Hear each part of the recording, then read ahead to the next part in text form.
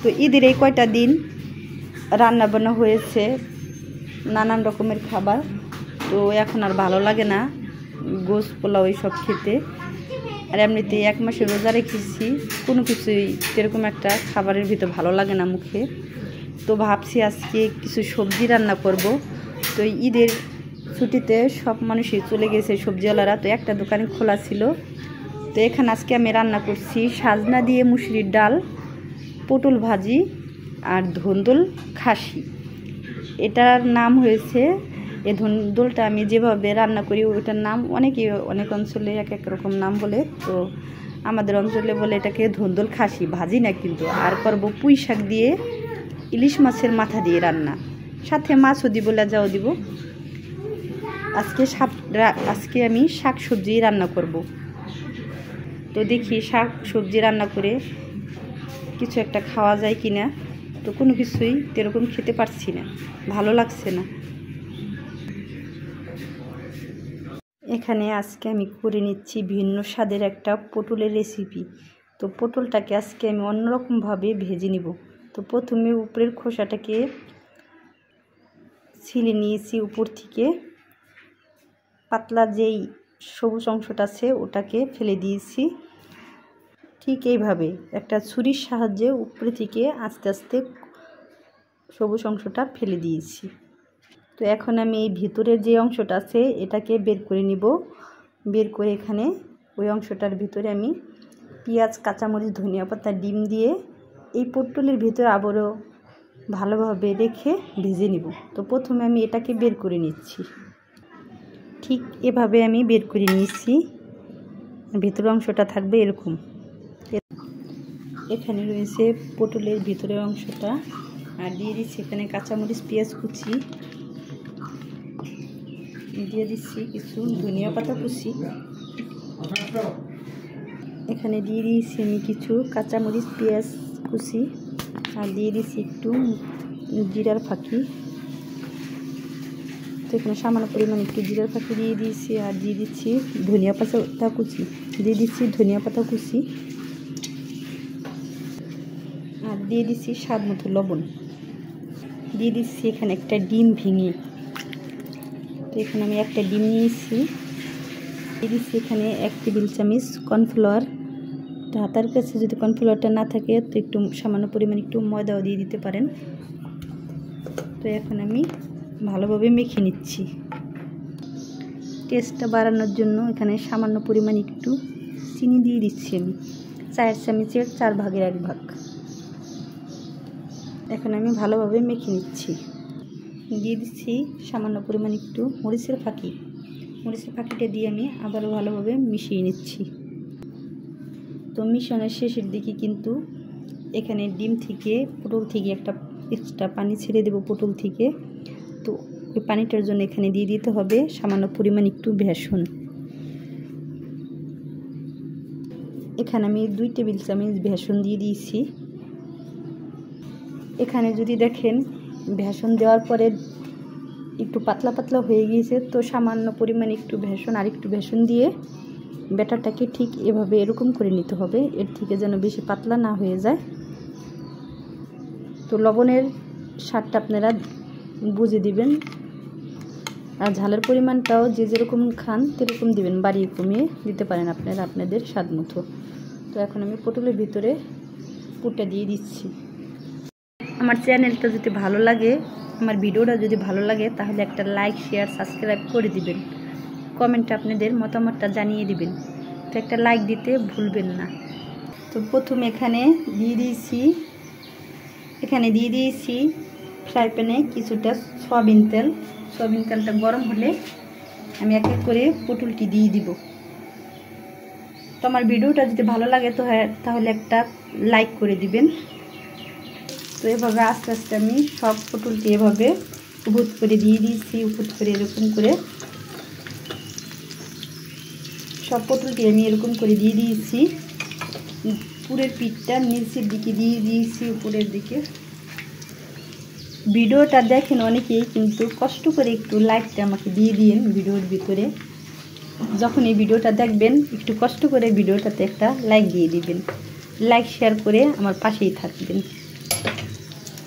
তো কর্নফ্লাওয়ারটা দিয়েছি এখানে, পটলটা একটু মুসমুসা থাকবে। তাই এখানে আপনারাও চেষ্টা করবেন কর্নফ্লাওয়ারটা দেওয়ার জন্য। আর যদি না থাকে বাসায় তাহলে সামান্য পরিমাণে একটু ময়দা দিয়ে দিতে পারেন। তো এখানে আমি পটলটা উল্টিয়ে নিচ্ছি।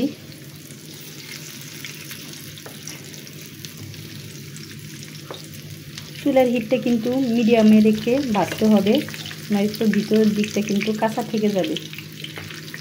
প্রথমে পটলটা যখন দিয়ে দিয়েছি আমি, তখন কিন্তু চুলার হিটটা আমি মিডিয়ামে রেখেছি। তেলটা গরম হওয়ার পরে এখন চুলার হিটটা আমি লোতে রেখে দিব। অপর দিকটা যখন আমি ভেজে নেব তখন চুলার হিটটা আমি লোতে রেখে ভেজে নিচ্ছি।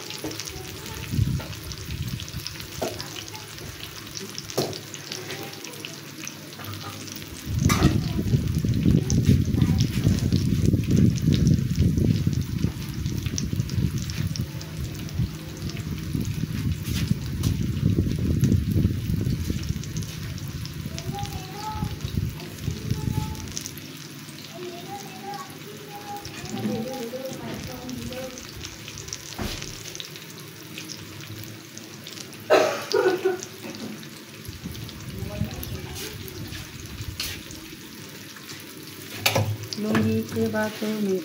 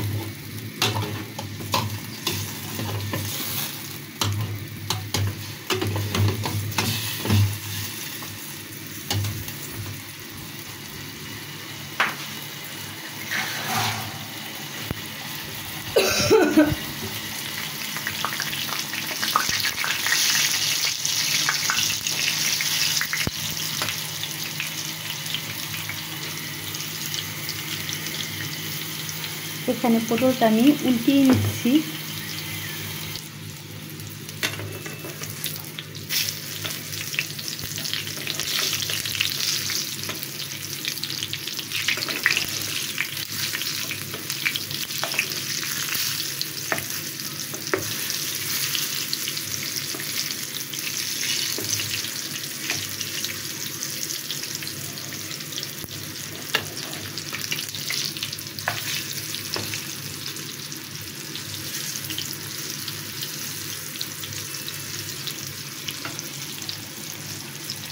অপর দিকটাও আমি আরেকটু এক মিনিটের মতো একটু ভেজে নিচ্ছি। পটলটা কিন্তু আমার ভাজা হয়ে গিয়েছে, অপর পিঠটা আমি উল্টিয়ে নিয়েছি। পটলটা আমার ভাজা হয়ে গিয়েছে, এখন আমি তুলে নিচ্ছি। পটলটা থেকে এত সুন্দর যে একটা ফ্লেভার বের হয়েছে, খুবই সুন্দর। তো এভাবে আপনারা ট্রাই করে দেখতে পারেন একবার অন্তত, খুবই ভালো লাগবে আপনাদের কাছে খেয়ে আশা করি।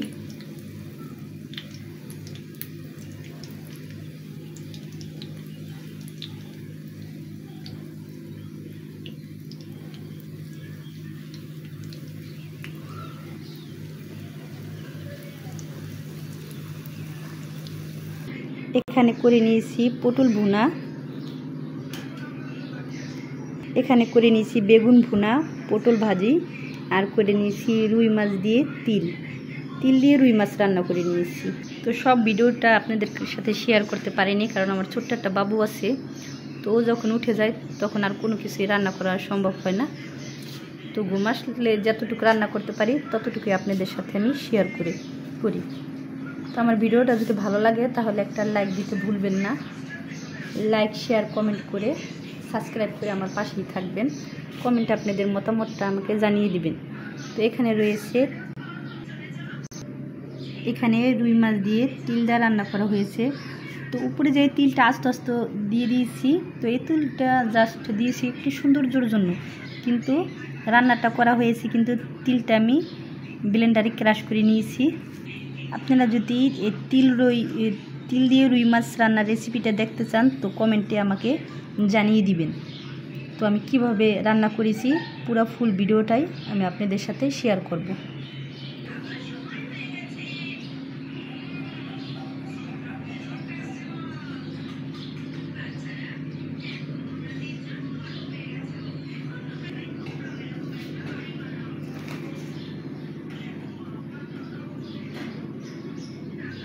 এখানে রয়েছে বেগুনটাকে ভেজে আমি ভুনা করে নিয়েছি।